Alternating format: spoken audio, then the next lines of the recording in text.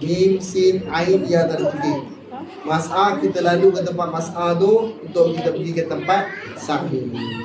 Sampai lagi ke tempat sahih. Tapi sebelum tu, jemaah hendaklah berhati-hati dengan najis yang terdapat pada selipar yang dibawa semasa tawaf, anak kecil berlapis, pakaian bernajis atau kain burung yang ada tempat tawaf.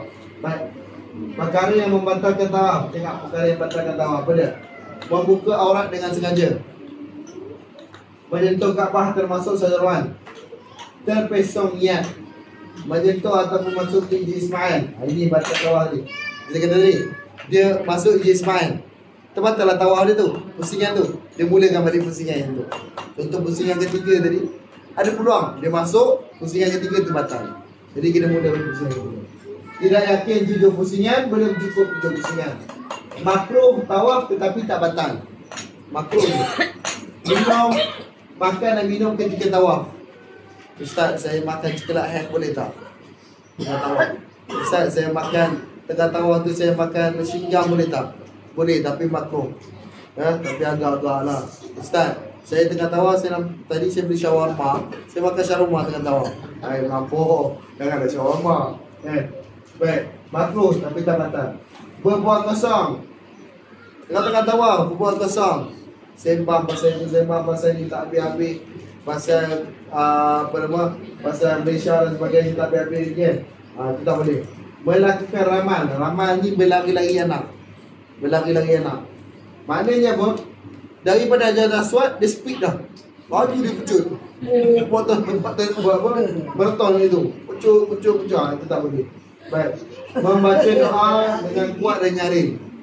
Baca doa dengan kuat ya. Ini kacau. Selalu jemaah Indonesia lah selalu. Dia ramal sikit kat mana?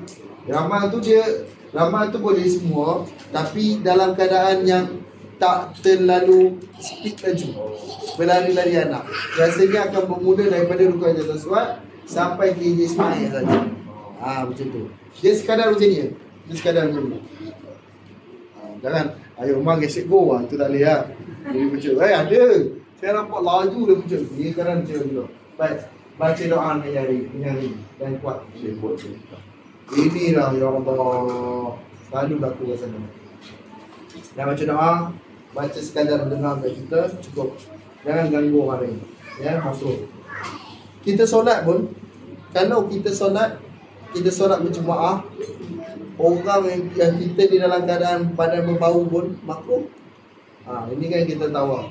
Yang kita tawaf, baca kuat-kuat. Baca kuat-kuat. Sedangkan kita boleh baca yang mudah sebab ganggu orang sebelah. Baik. Okey, dah selesai.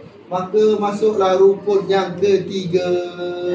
Rukun ketiga iaitu sa'i. Baik.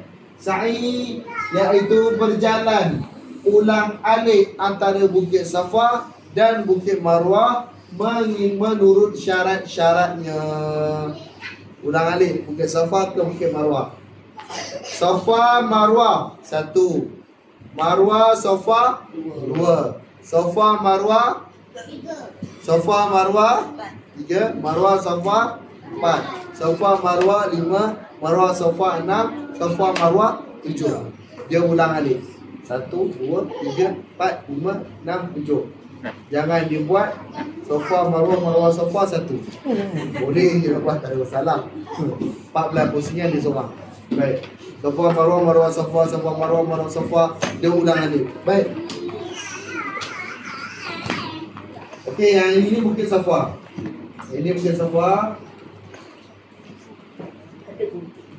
Ada.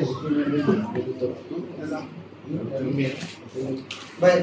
Okey, ini Bukit Marwah. Ini gambaran daripada atas. Itu Bukit Safa, yang beratas itu Bukit Marwah.